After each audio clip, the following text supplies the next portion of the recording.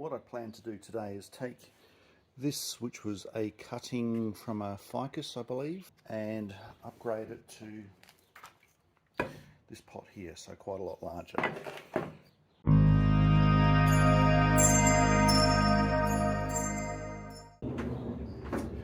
G'day, Guru Tim here, in my best outfit, my messy hair.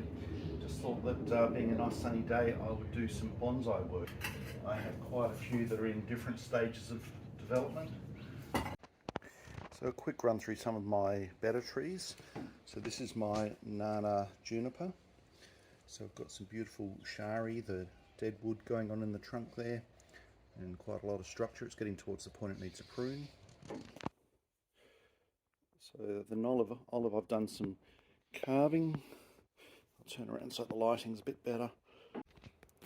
I've then got a range of Japanese maple, which are all in long leggy shoot because it's springtime. I think it's a plum that I'm developing there, and then various very young trees in different forms. Here's one in a nicer pot. Bring it out so we can see it. Here's my pussycat coming to say hello. Hey Cookie! Hey pussy, how you doing? So that one there is an ash tree in a pot made by a guy called Mert Lopez. And I've got quite a few jades that are easy to grow, good for gifts, pretty hard for anyone to kill. What I plan to do today is take this, which was a cutting from a ficus, I believe. Take it from this little temporary pot that I jammed it into just to see if it grew, and upgrade it to this pot here, so quite a lot larger.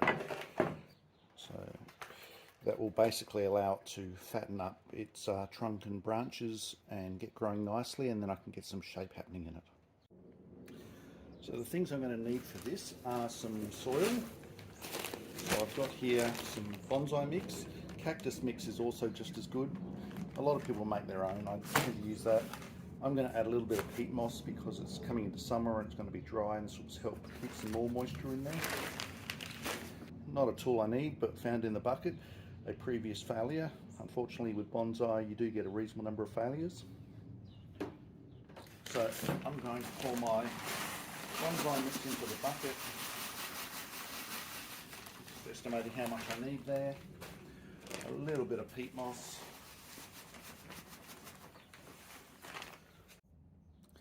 For the tools, I'm going to put a link to these if you want to order some yourself.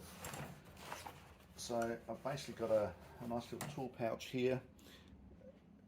This is a branch cutter, basically cuts a concave section into the branch so it heals better. Just my basic trimmers and scissors for finer trimming, wire cutters, scissors for root work if I need to, a root rake, and somewhere here will be a chopstick. Chopsticks are very good for compacting the soil in around the existing roots. And then I've just got some wire, some drainage hole cover so it doesn't all fall straight out the drainage hole, scoop. So with that, let's jump in. The first thing I'm going to do is cover that hole in the pot there with one of my drainage devices so that the soil doesn't go straight out. And to do that, I'm just going to use a bit of an offcut of aluminium wire from a previous wiring of a tree and thread it through and hook it into the base of the pot there. So I will just get that into a rough shape that it can go into here and put it through the pot so it's out the bottom, and bend those bits out. So I'll use some long nose pliers just to get a bit of a loop on them.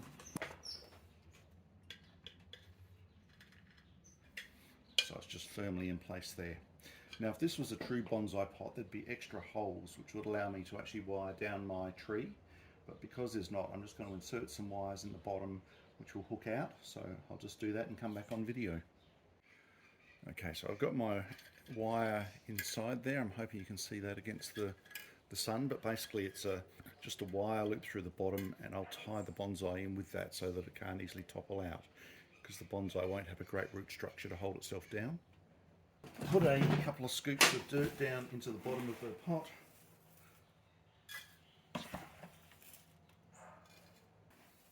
So I'm building this up a fair bit because I want my plant to sit up relatively high in there. Alright, so this isn't currently rooted into the existing pot, so I should be able to pull it straight out.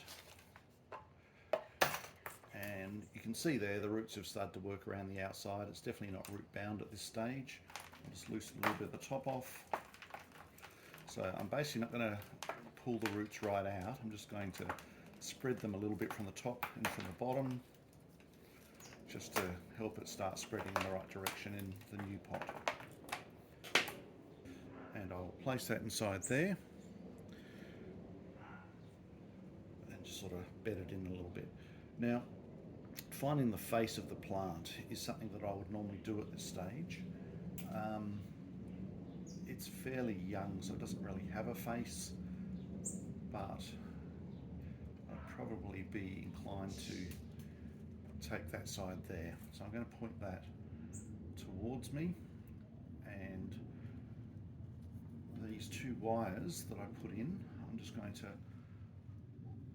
pull them over the top of it and tie them down, and will make them disappear under the soil in a moment. And I'm just going to twist them down into it.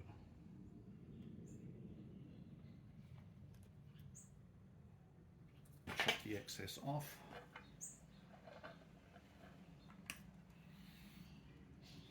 Pushing the wire down so I don't stab myself accidentally, and that now is firmly in there. It won't get blown out or dug out by birds or anything of that nature. Alright, so next is just to continue backfilling.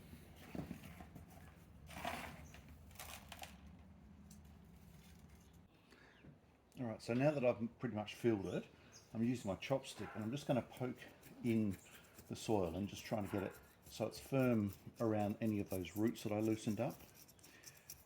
This is more of a technique that when you've done a complete fair rooting, trimmed your roots back, that you really want to make sure your soil gets in firmly in between all those roots, that there's no air gaps. But just as good habit, I'll give it a bit of a poke around to get that soil down and in tight.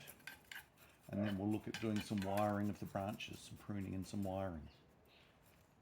Digging a little bit into the roots in this way is also helping to spread them in the right direction while I'm going through. So I'm going to need a little bit more soil on the top there. It's back up to the top of the root ball.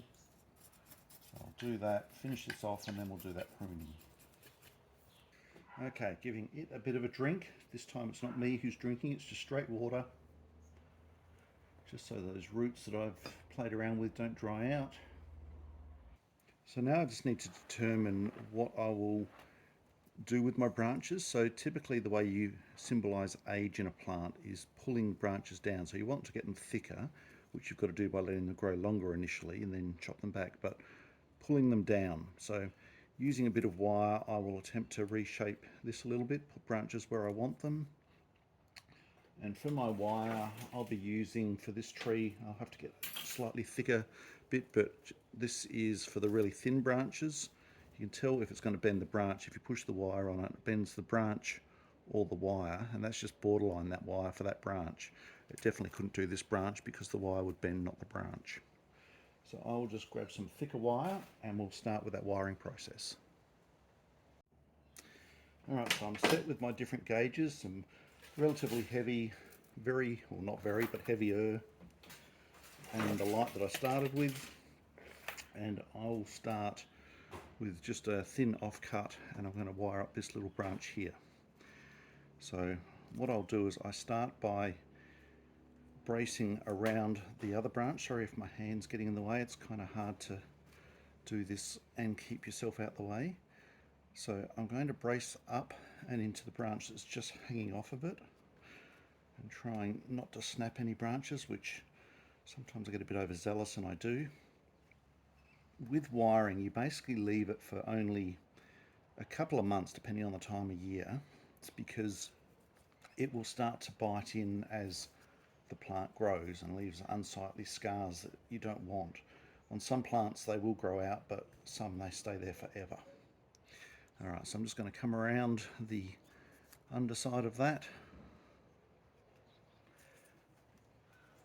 and try and get it up around the back and then we'll start up this branch. Hopefully you're seeing through my arm. So I'm going to try and avoid pinching down on any existing shoots that are coming out. I'm just getting around the branches as I can. That one I'm almost pinching, so I've just got to reposition it.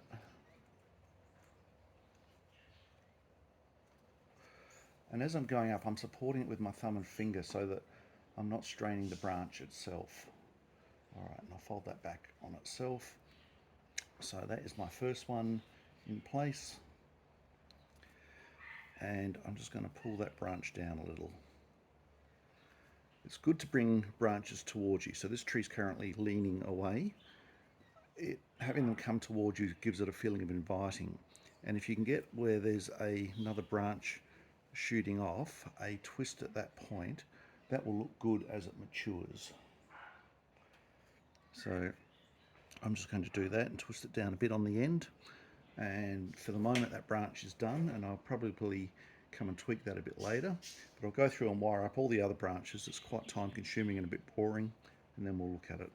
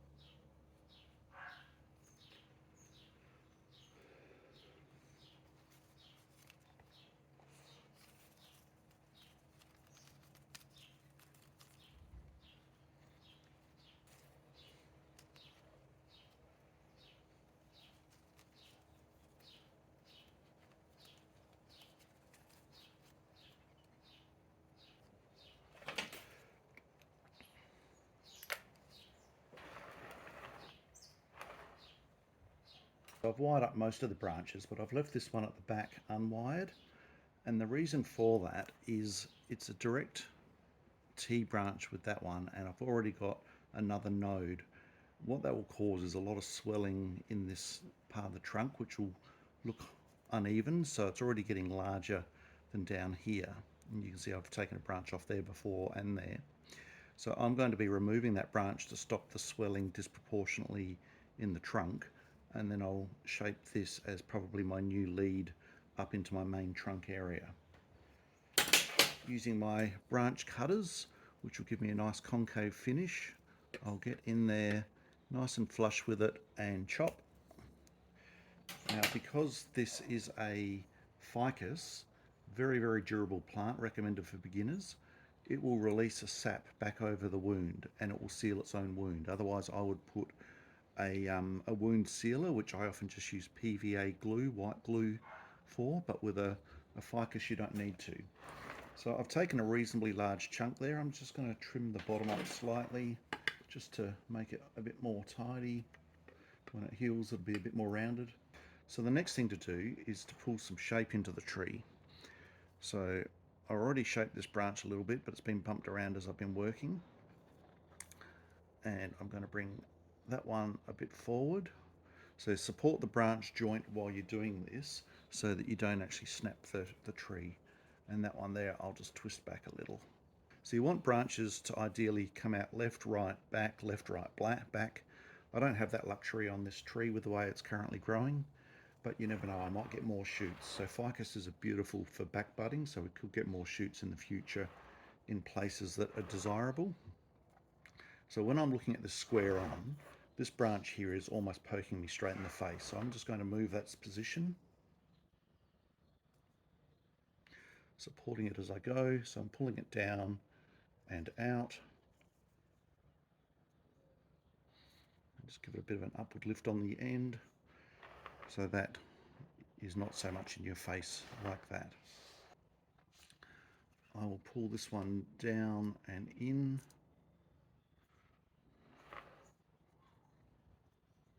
put a little bit of an interesting bend in it.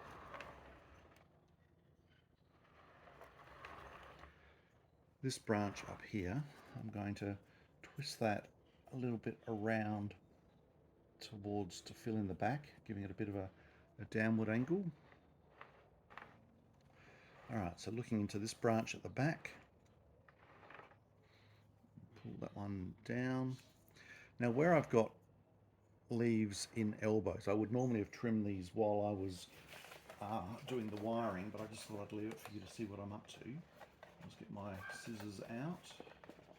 So I've got some very fine tip scissors here. I don't use these for roots or anything, just purely for getting into these corners. And anything that's in an armpit like that, it will probably eventually fall off on its own, but just get rid of it now. Help the tree put energy where you want the growth to happen.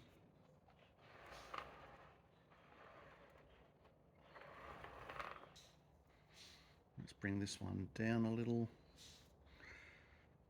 What we're trying to do is kind of create layers so that the tree doesn't interfere with the other branches too much.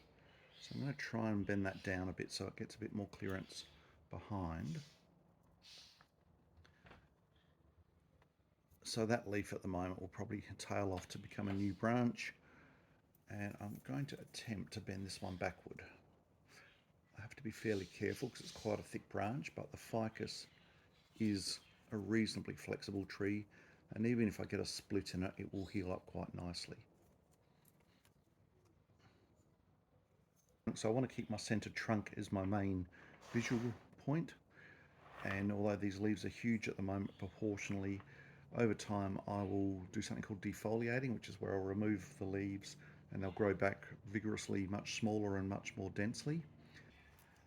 But that will be it for today's video. So if you want to get into bonsai, there's a Facebook group that I run called Australian Bonsai Beginners.